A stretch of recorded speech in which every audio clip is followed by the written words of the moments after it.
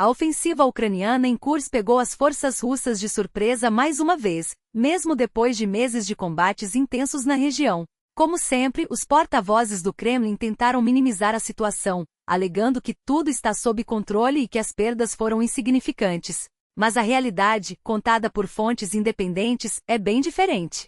Segundo relatos, 2 povoados já caíram nas mãos do inimigo, unidades russas recuaram em desordem e a situação no fronte é crítica. O mais grave é que as denúncias de traição não vêm apenas de analistas ou jornalistas, mas de figuras próximas ao poder. Um ex-assessor do antigo governador de Kursk, por exemplo, acusou abertamente os comandantes locais de negligência e incompetência. A derrota em Sudja, em fevereiro deste ano, foi um exemplo claro. A responsabilidade recai diretamente sobre os generais que, mesmo após 3 anos de guerra, ainda não aprenderam a adaptar suas táticas.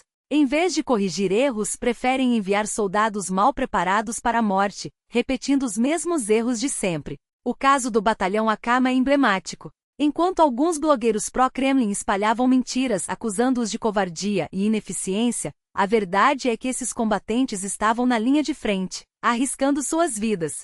Mas em vez de reconhecer seus feitos, o alto comando ignorou as condecorações merecidas, incluindo indicações ao título de Herói da Rússia. Até mesmo um irmão de um soldado do Akama teve sua medalha negada, enquanto os verdadeiros responsáveis pelos fracassos continuam impunes. A lógica do comando russo é perversa. Em vez de punir os culpados, castigam aqueles que tentam consertar os erros com bravura. Foi assim em agosto do ano passado, em janeiro e agora em Kursk. Os generais preferem inventar vitórias fictícias, preenchendo relatórios com números falsos de tanques destruídos e avanços imaginários, enquanto os soldados pagam o preço com sangue. Quando questionados sobre a falta de progressos reais, a resposta é sempre a mesma. Sigam o exemplo de Suvorov, ataquem com coragem e o inimigo cairá. Ontem, mais um comandante foi destituído, mas isso não muda nada. A estrutura de comando continua podre, e hoje os generais tentarão justificar as mentiras de ontem com mais mentiras. Não se surpreenda se em breve anunciarem que nenhuma posição foi perdida,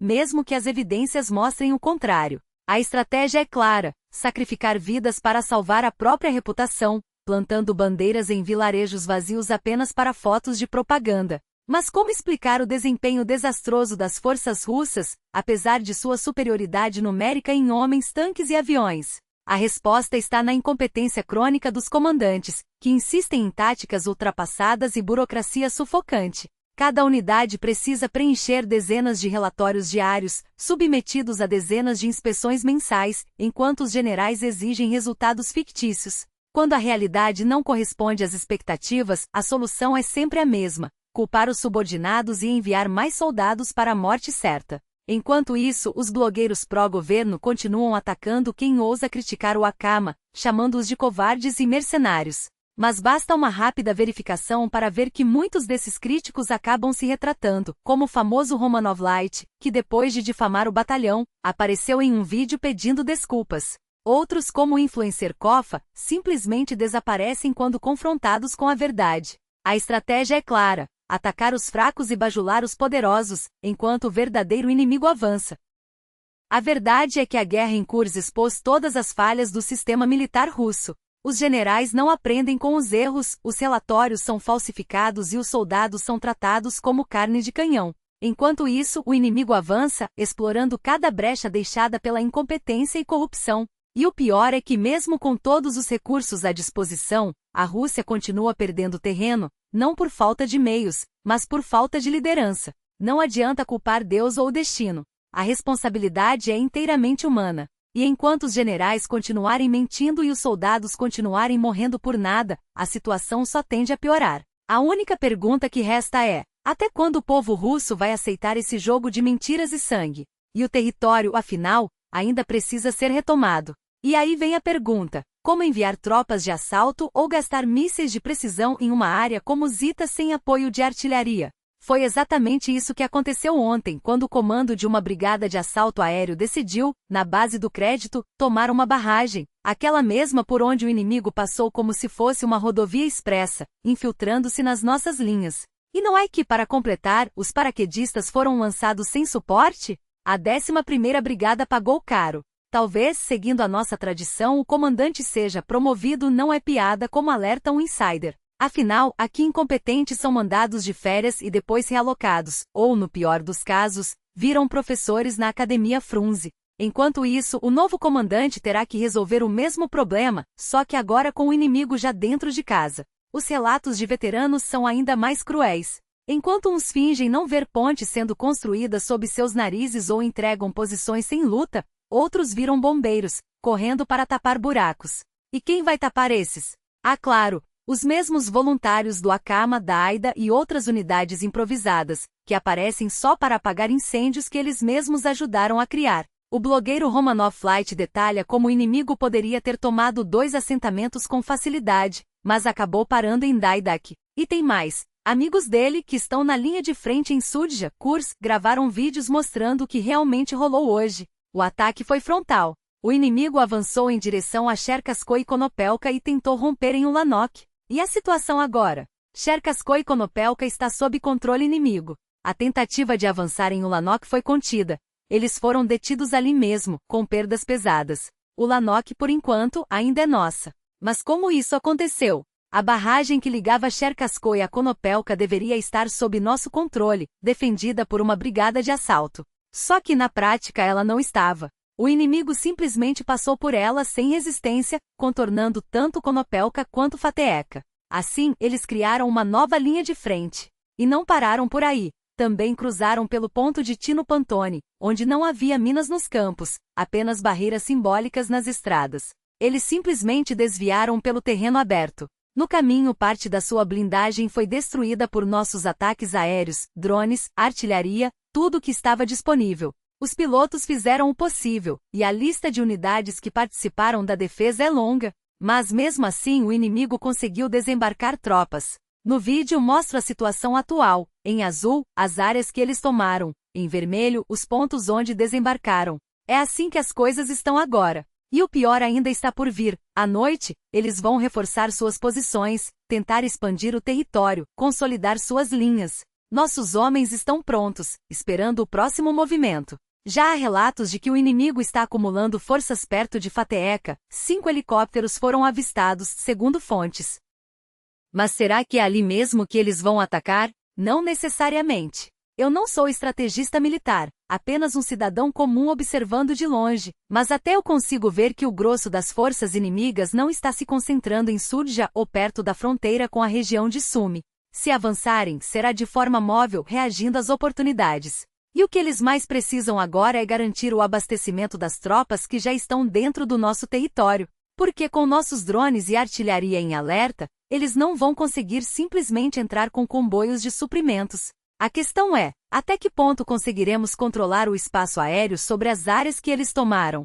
Essa é a chave para conter o avanço. Resumindo, Cherkaskoy Konopelka está perdida, o inimigo consolidou sua posição, e a noite promete ser longa. Se você quer ajudar este canal a continuar mostrando a verdade, há várias formas. Um like, um comentário, uma assinatura, tudo isso faz diferença, mesmo que o YouTube não valorize tanto. Mas se você quiser ir além, pode nos apoiar financeiramente. Não temos oligarcas, nem verbas do Kremlin, nem grandes patrocinadores. Somos só nós, e cada contribuição conta. Se ainda não faz parte, considere se juntar ao nosso Patreon, o link está na descrição. Outra forma de ajudar é adquirindo o NVPN. Ele foi criado justamente para contornar censura e bloqueios, permitindo que você acesse livremente o que quiser, inclusive este canal. Funciona no YouTube, em sites bloqueados, em qualquer lugar. E ao comprá-lo, você também apoia nosso trabalho. As instruções estão na descrição, com opções para cartões russos, Telegram ou métodos internacionais. Tudo legal, pelo menos por enquanto. Enquanto isso, a decepção com o desempenho das Forças Armadas russas só cresce. E não faltam vozes para ridicularizar a incompetência dos nossos líderes. O blogueiro Alex Parker, por exemplo, não perdeu a chance de ironizar a situação, usando seu anonimato para dizer o que muitos pensam. E a situação só se agrava. Enquanto o Kremlin se prepara para um mundo novo, e estoca suprimentos como se estivesse à beira do apocalipse, os ucranianos lançaram uma ofensiva em larga escala na região de Kurs. Avançam sobre Makrova, travam combates pesados em linhas de defesa que deveriam ser inexpugnáveis e, pasmem, já infiltraram tropas em territórios como Cherkaskoy e Nepliueka, onde ninguém esperava vê-los. Quem poderia imaginar?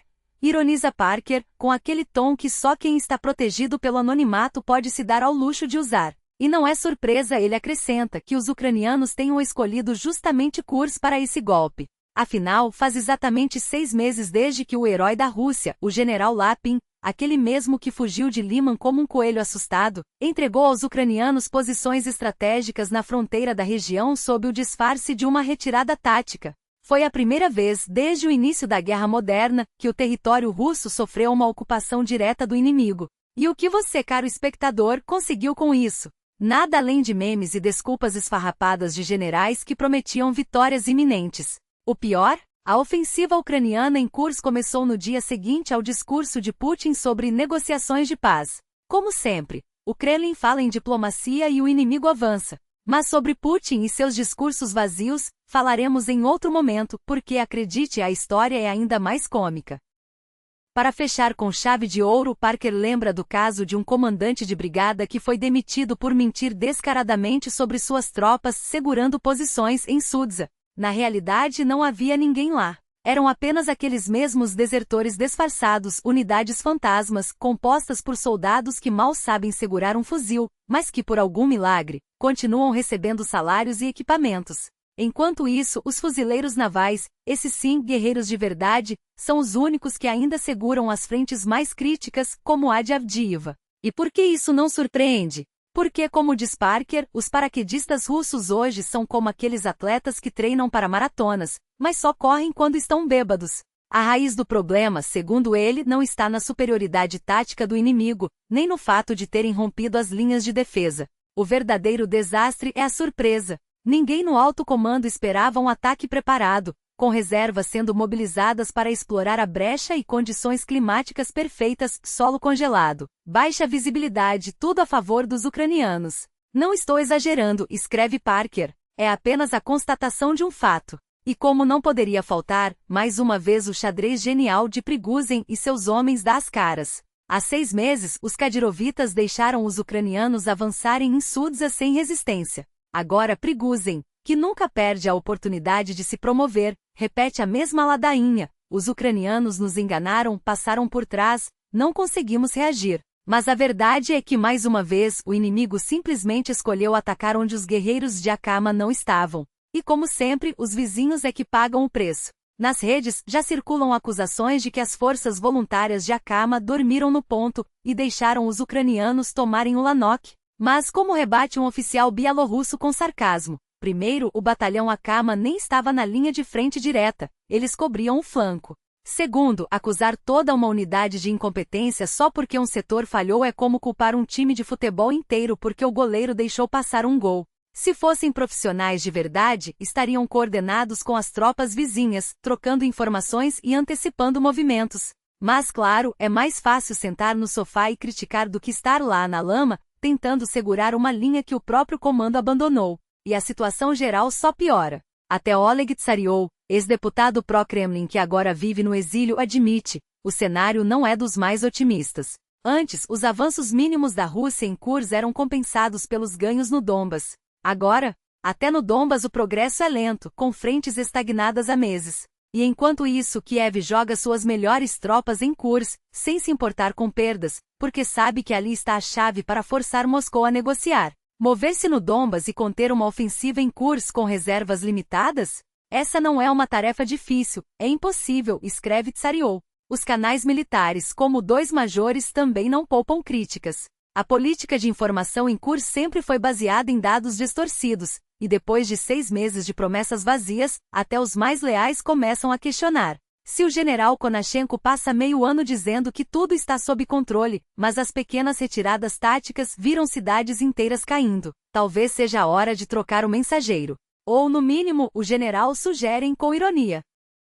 No fim das contas, a narrativa é sempre a mesma. Putin não tem culpa, os comandantes mentem e o soldado russo paga o preço. Enquanto isso, os ucranianos seguem avançando, tomando povoados e consolidando posições. 6 meses após o início da operação em Kursk, uma coisa é clara, essa região não será libertada como Donbas ou Kherson. Ela se tornará, assim, moeda de troca em futuras negociações, e a julgar pelo ritmo das coisas, não demorará muito para que o Kremlin tenha que engolir esse sapo. Mas como sempre, a conta será paga pelos que estão na linha de frente. Enquanto os generais brincam de xadrez com vidas alheias, os soldados russos continuam cavando trincheiras em solo que cada vez mais parece não ser deles. E você, espectador? Até quando vai aceitar que a guerra é feita de heróis de fachada e derrotas reais? Até a próxima! Com vocês, Michael Nakin. Boa noite!